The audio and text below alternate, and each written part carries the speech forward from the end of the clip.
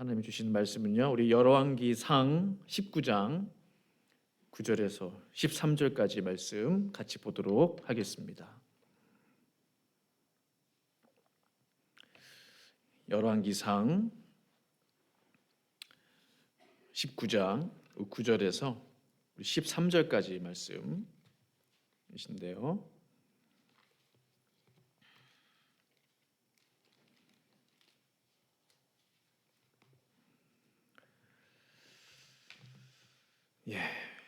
우리 찾으신 줄 알고 저와 함께 우리 한 구절씩 교독하도록 하겠습니다. 제가 먼저 열왕기상 19장 9절부터 읽도록 하겠습니다. 엘리야가 그곳 굴에 들어가 거기서 머물더니 여호와의 말씀이 그에게 임하여 이르시되 엘리야야 내가 어찌하여 여기 있느냐.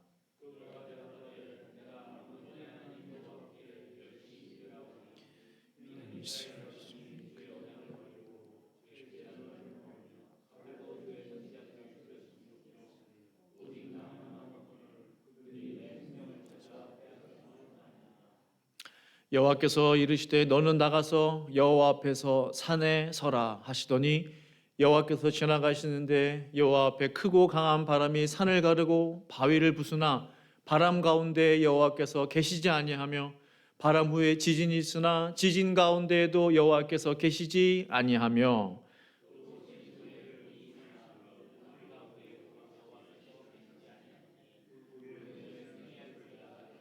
같이 있습니다. 엘리야가 듣고 겉옷으로 얼굴을 가리고 나가 굴 어귀에 섬에 소리가 그에게 임하여 이르시되 엘리야야 내가 어찌하여 여기 있느냐. 아멘. 제가 한번 기도하겠습니다. 걸어가신 하나님 아버지, 참 좋으신 주님,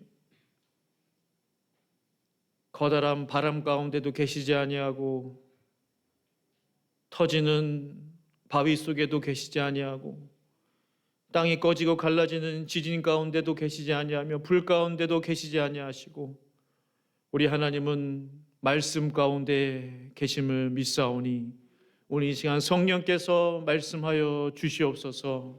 종을 감추어 주시고 오직 하나님의 말씀만이 빛나는 시간 되게 하여 주시옵소서. 예수님의 이름으로 간절히 기도합니다. 아멘. 엘리야야 내가 어찌하여 여기 있느냐 라는 제목으로 하나님 말씀 증거하기 원합니다. 한국에서 많이 유행했던 지금도 유행하는 것 같아요. 그래서 MBTI 검사라는 게 있습니다. MBTI 검사 아마 아시는 분들 많이 계실 텐데요. 성격 검사, 성향 검사가 되겠습니다. 그 MBTI 검사에 따르면 감정을 드러내는 유형이 4가지가 있다고 해요. 보시면 용암형, 빙하형, 폭풍형, 동굴형. 그래서 말 그대로 용암형은 이제 용암처럼 목소리가 커지는 거죠. 폭발하는 거죠. 폭풍형은 감정 정리가 잘 안 되는 형입니다. 눈물이 터져 나오고 목소리가 떨리고. 빙하형은 톤은 그대로 조근조근 이제 말하지만 차가운 사람이죠. 마음이 냉랭한 사람이죠. 동굴형은 표정 변화가 거의 없고 깊은 한숨을 쉬고 금방 포기하고 때로는 숨어버리고 후회를 하는 그 형이 바로 동굴형이 되겠습니다. 저 4가지 형 가운데 다 들어가니까요. 사람이면 성도 여러분 어느 형 같으세요? 어디에 속하시는 것 같습니까? 오늘 본문의 주인공은 엘리야는 아마도 동굴형이지 않겠나라는 생각을 해보게 됩니다. 9절 말씀에 엘리야가 그곳 굴에 들어가 거기서 머물더니 여호와의 말씀이 그에게 임하여 이르시되 엘리야야 내가 어찌하여 여기 있느냐 했습니다. 엘리야가 지금 어디에 있어요? 굴 속에 들어가 앉아 있습니다. 하나님의 위대한 선지자 중에 한 사람인 엘리야. 그가 왜 지금 동굴 속에 숨어 있겠습니까? 그게 도대체 무슨 일이 벌어졌나요? 아무도 찾지 못하는 동굴에 들어가 있는 이유가 무엇일까요? 그는 우상 바알의 선지자 450명과 대결하여 정말 기도로 대결해서 이겼던 사람입니다. 450대 1. 그가 하나님 앞에 기도했을 때 하늘로부터 불이 내리게 했던, 하나님의 불을 불러들였던 그러한 기도의 용사였습니다. 그가 간절히 기도할 때에 3년 6개월 동안 비가 오지 않고, 다시 기도하니 3년 6개월 만에 비가 내리게 했던 그러한 사람입니다. 그랬던 그가 지금 왜 도대체 뭐가 무섭길래 도망자 신세가 되었습니까? 참으로 아이러니해요. 우상 숭배자 450명 그 제사장들과 대결에서도 전혀 두려워하는 기색이 없었거든요. 그런데 여왕 이세벨을 두려워했다는 거죠. 여왕 이세벨. 이세벨의 칼에 죽느니 차라리 내가 광야에서 스스로 죽겠다. 엘리야는 지금 이세벨의 칼을 피해 어두운 동굴에 들어와 앉게 되었습니다. 바로 이때 하나님께서 그에게 아주 중요한, 그의 인생 가운데 아주 중요한 질문 한 가지를 하시게 되는 거예요. 이 질문은 당시 엘리야에게만 중요했던 질문이 아니고 이 시대를 살아가는 저와 성도님들에게도 너무나 중요한 질문이 되기 때문에 오늘 엘리야야 내가 어찌하여 여기 있느냐, 이 질문이 의미하는 세 가지 중요한 말씀을 성도님들과 나누기를 원하는 것입니다. 첫 번째 의미는 무엇이겠습니까? 너의 부르심이 무엇이냐, 이것입니다. 너의 부르심이 무엇이냐. 엘리야는 북왕국 이스라엘 나라를 위해 보냄받은 선지자입니다. 북이스라엘 선지자입니다. 그가 있어야 할 곳은 당연히 북이스라엘 땅이에요. 종에게 있어서 첫째 순종은 무엇일까요? 주인이 있으라고 하는 곳에 있는 것입니다. 가라고 하는 곳에 가는 것입니다. 머물라고 하는 곳에 머무는 것입니다. 엘리야는 마땅히 북이스라엘에 머물러 있어야 함에도 불구하고 그는 남유다로 도망쳐 오게 되죠. 브엘세바로 도망쳐 오게 되죠.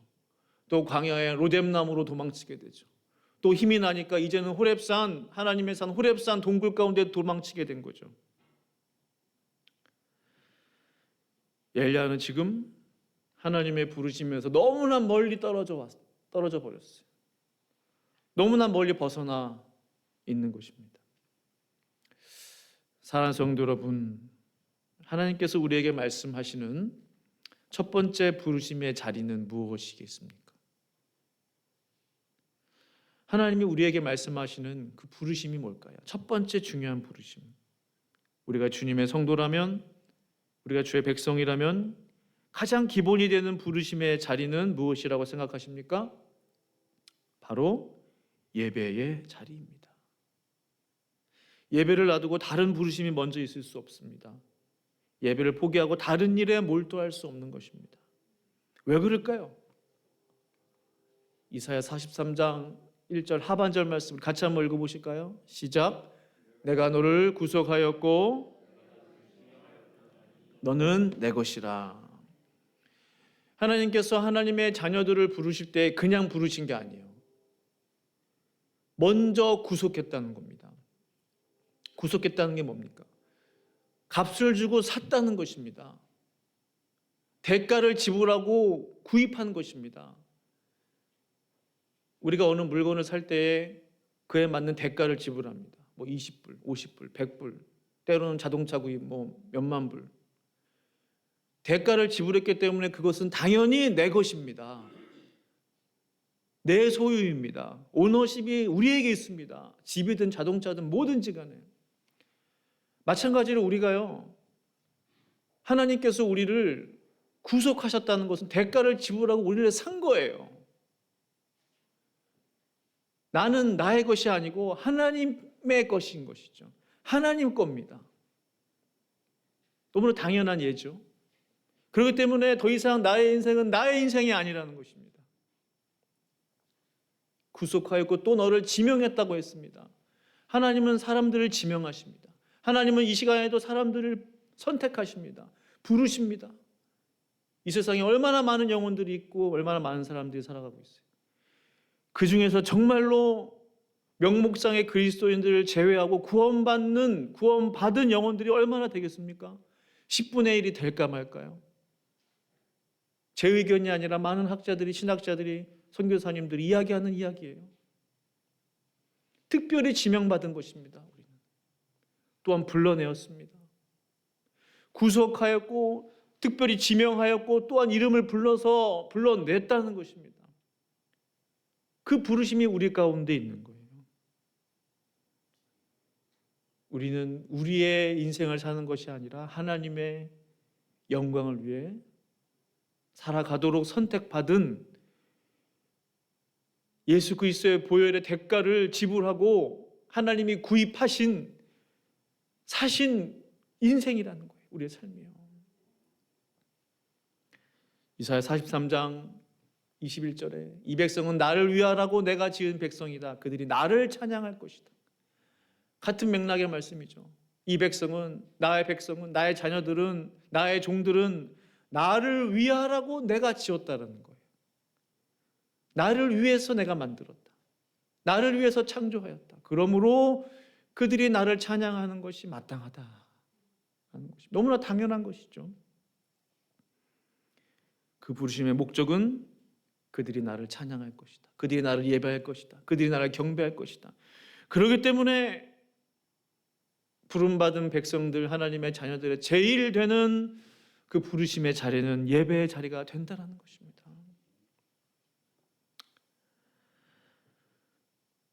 하나님이 부르신 그 부르심의 첫 번째 자리, 하나님을 예배하는 자리를 우리 모두가 지킬 수 있기를 간절히 축원합니다. 두 번째 의미는 무엇일까요? 내 생명의 주인이 누구냐 이것입니다.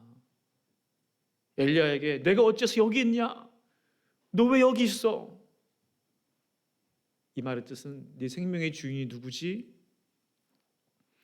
엘리야가 대답합니다. 그는 할 말이 많죠. 뭐라고 말했을까요? 그가 대답하되 내가 만군의 하나님 여호와께 열심히 유별하오니 이는 이스라엘 자손이 주의 언약을 버리고 주의 제단을 헐며 칼로 주의 선지자들을 죽였음이오며 오직 나만 남았거늘 그들이 내 생명을 찾아 빼앗으려 하나이다. 일리가 있죠. 말이 어느 정도 좀 되는 것 같아요. 이스라엘 자손들이 주의 언약을 버렸습니다. 그들이 하나님을 버렸습니다. 저 말은 사실입니다. 그들이 주의 제단을 헐었습니다. 저것도 사실이에요.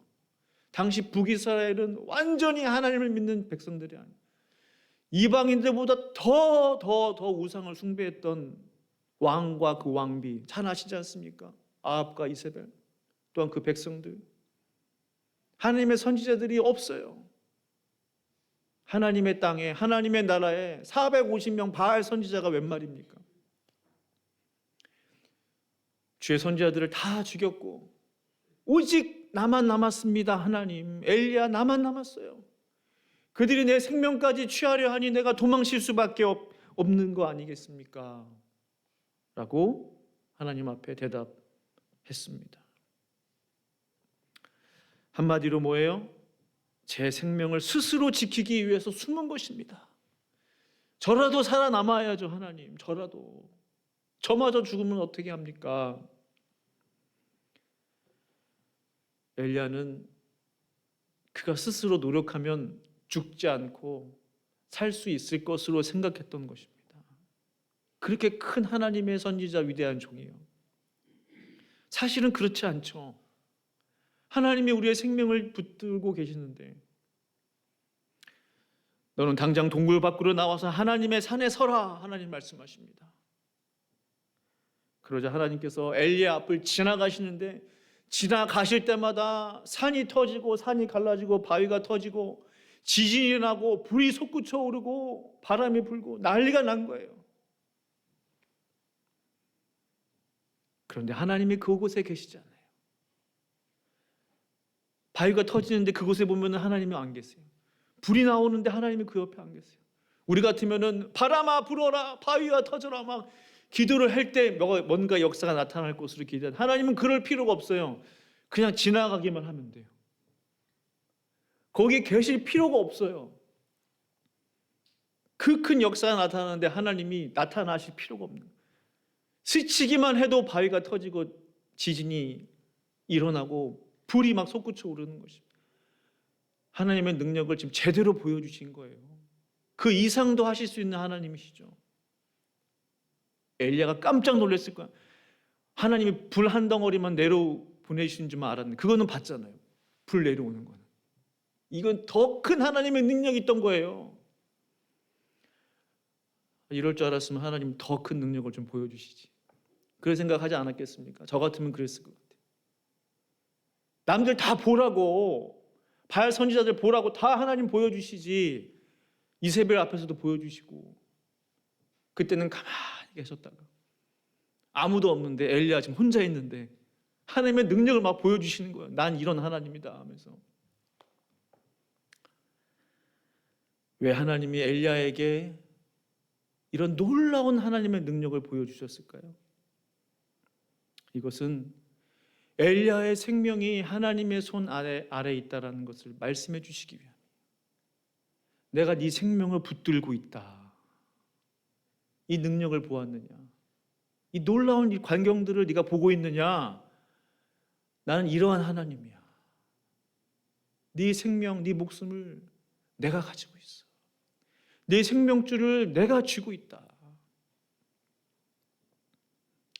다시 말하면 하나님께서 허락하지 아니하시면 아무리 이세벨이 너를 죽이려고 수십, 수백, 수천의 군대를 보낸다 할지라도 절대로 그가 내 생명을 해할 수 없다라는 것을 보여주시는 것입니다.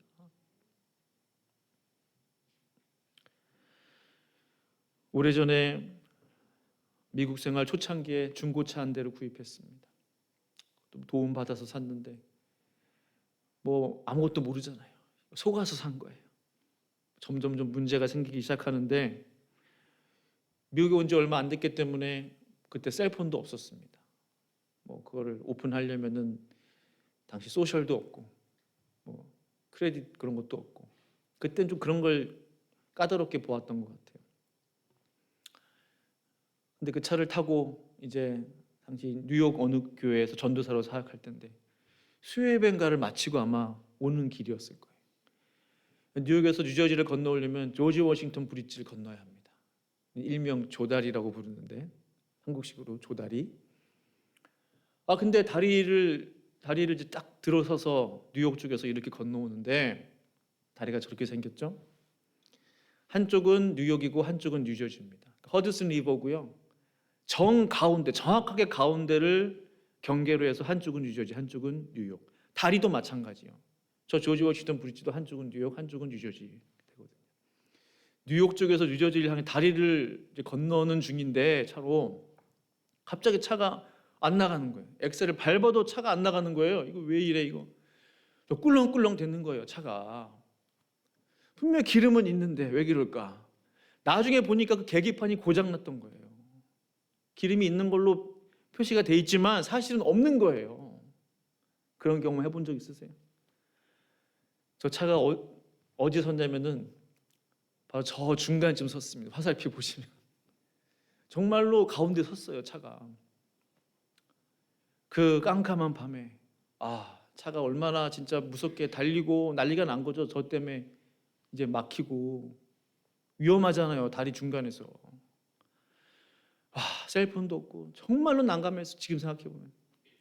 근데 갑자기 한 사람이 뛰어 들어오는 거예요, 다리 그쪽에서. 보니까 그 안에 사무실이 조그맣게 있어요. 그 밤 시간에 저희 차가 선 곳이 정말로 정확하게 사무실 앞에 딱 선 거예요. 그걸 보자마자 사람이 뛰어나온 거예요. 너 여기서 차를 세우면 어떡하냐고, 무슨 일이냐고. 근데 그게 하나님의 은혜죠. 어떻게 거기에 섰을까? 전에 설 수도 있고 더 나가서 설 수도 있고 입구에 설 수도 있고. 기름이 없는 것 같다고, 지금 계기판이 고장난 것 같다. 다리 위에서 차가 섰으면 다른 곳에서 쓰면은 비용을 엄청 내야 되거든요, 토잉을 부르려면. 다리 위에서, 그리고 뉴저지 쪽에 차가 좀 더 넘어왔기 때문에 그 서비스를 받을 수 있다는 거예요. 무료로. 지금 당장 내가 전화를 해서 차를 보내주겠다는 거예요. 10분도 안 돼서 큰 트럭이 나타나더니 앞에 타이어를 이렇게 장착한 그런 차 처음 봤어요. 나타나더니 저희 차를 퉁 하고 밀어주기 시작하는 겁니다. 그래가지고 저는 이제 뉴트럴 중립에 넣고 이제 핸들만 운전해가지고 저 다리를 건넜죠. 이렇게 해가지고 계속 밀어줬어요. 가장 처음 나타나는 주유소까지 정말로 큰 사고 없이 안전하게 도착했습니다. 그러면서 하나님 그 즈음에 저에게 주셨던 말씀이 있어요. 절대로 지금도 잊혀지지 않는 그 말씀이 뭐냐면, 네가 생각하는 안전한 차의 기준이 뭐냐는 거예요. 새 차가 안전한 차가 아니에요. 아무런 고장이 안 되는 완벽하게 수리된 차가 안전하지 않다는 거예요. 내가 지켜주는 차, 내가 함께하는 차, 내가 동행하는 그 차가 그 사람이 안전하다는 것이에요. 그 말씀을 저에게 깨닫게 해주시는 거예요. 그렇구나. 나중에 저 차를 팔 때 보니까 한인 정비소에서 난리가, 이거를 어떻게 끌고 다녔냐. 문제가 보통이 심각한 게 아니래요. 저보고 기적이래요. 나중에 정말 고철값만 받고 그냥 200불인가 300불 받고 그냥 넘겨버렸는데, 그때 제가 알았어요. 아, 나의 생명이 하나님의 손 안에 있구나 라는 것을 깨달았던 그러한 경험이 있는 것입니다. 엘리야는 분명히 그렇게 생각했을 거예요. 아, 내가 내 힘으로 그 로뎀나무 거기서 호렙산 동굴까지는 성경 말씀 보시면 40주 40야를 걸었다고 그랬거든요. 그 말은 뭐냐면 도망칠 수 있는 대로 도망친 거예요. 아, 내가 여기 숨으면 아무도 못 쫓아오겠지. 이 튼튼한 바위 동굴 속에 숨어 있으면 아무도 나를 해할 수 없겠지. 자신의 힘으로 자신의 목숨을 지킬 수 있다고 생각했던 거예요. 내 힘으로 내 생명을 연장시킬 수 있다고 생각했던 거예요. 그러나 그것이 아니라는 것을 우리 하나님께서 엘리야에게 말씀해 주시는 거예요. 네가 왜 여기 있냐? 여기서 뭐 하고 있냐? 네 생명의 주인은 나 여호와 하나님이야. 그것을 엘리야에게 말씀해 주셨다라는 사실입니다. 사랑하는 성도 여러분, 저와 성도님들의 생명이 하나님의 손에 있음을 믿으십니까? 정말입니까? 나의 지혜, 나의 의지, 나의 힘으로 나의 생명을 지킬 수 있는 게 결코 아닙니다. 더 나아가 나의 힘으로 이 세상에서 나의 일들을 감당할 수 있는 것도 아니에요. 나의 생명, 나의 목숨을 하나님께서 가지고 계시다면 그 이하 그 모든 일들도 하나님의 손 안에 있지 않겠습니까? 나의 사업, 나의 일, 나의 인간관계, 나의 학업과 공부, 이 모든 것들이 참으로 하나님의 손에 달려있음을 믿으시고 그 하나님만을 의지하며 우리에게 주시는 말씀을 붙잡고 이 세상 살아가시는 저와 성도님들 되시기를 간절히 축원합니다. 아멘. 세 번째 의미가 있어요. 내가 진실로 하나님의 말씀을 듣고 있느냐 이것입니다. 네가 정말 내 말 듣고 있냐 이거죠. 안타깝게도 엘리야는 자기 마음대로 로뎀나무를 떠나서 호렙산 동굴로 숨어들었습니다. 하나님께서 천사를 보내신 이유가 뭘까요? 저는 이대로 죽겠습니다. 로뎀나무 안에서 엘리야는 죽기를 소원했어요. 자살 기도를 한 것이라고 저는 보아요. 뭐 어떤 분이 이런 해석을 하는지 모르겠지만 분명히 저는 열조보다 낫지 못하오니 제 생명을 취하소서, 다 포기하고 다 내려놓고 뭐 마실 물도 음식도 아무것도 준비하지 않은 상태로 그 나무 아래서 누워서 잤거든요. 죽음의 잠을 잔 것이 아닌가 그런 생각을 해보게 돼요. 자살 기도를 한 것이 아니냐.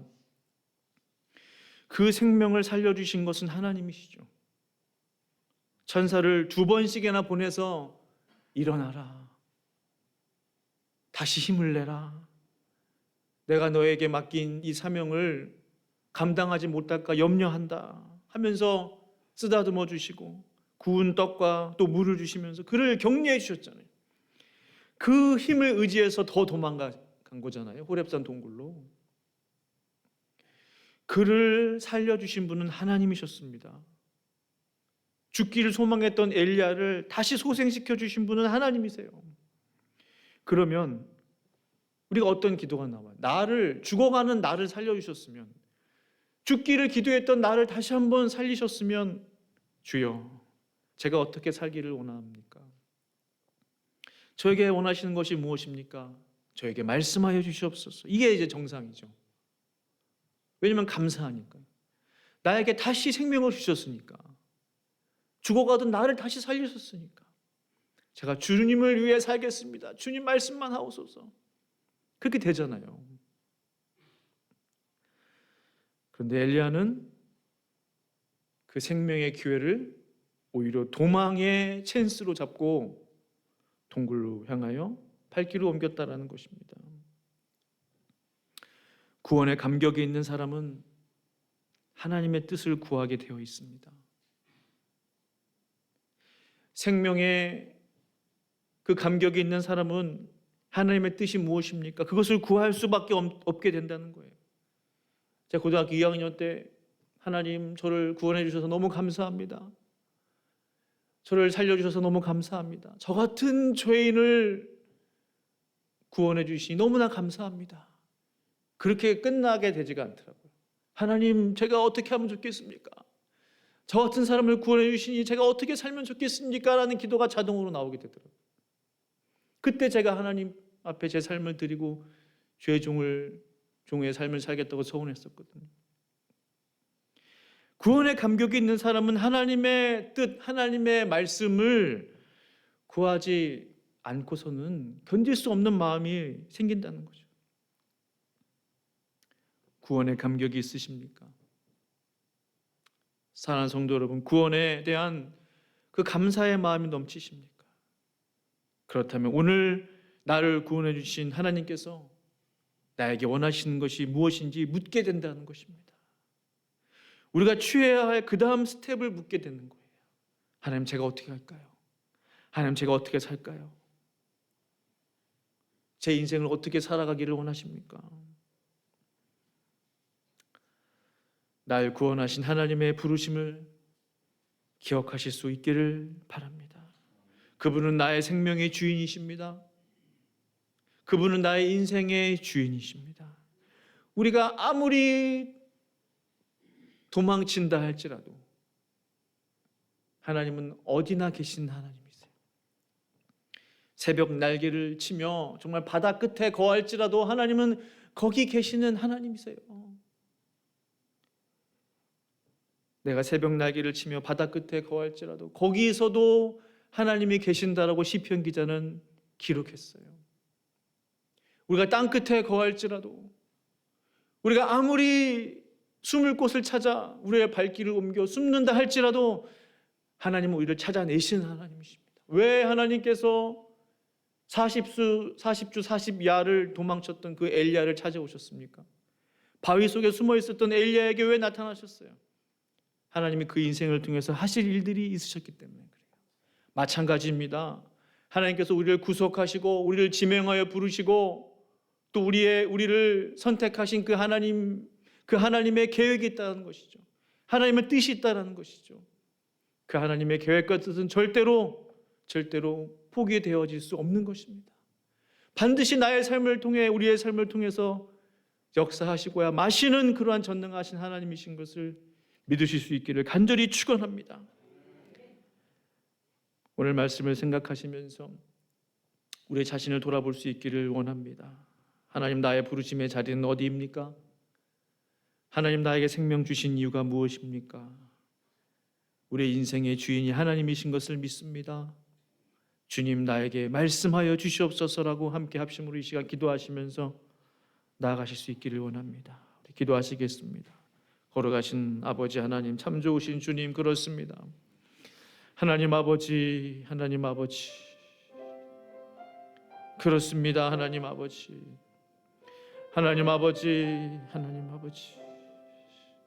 엘리야가 하나님 아버지요,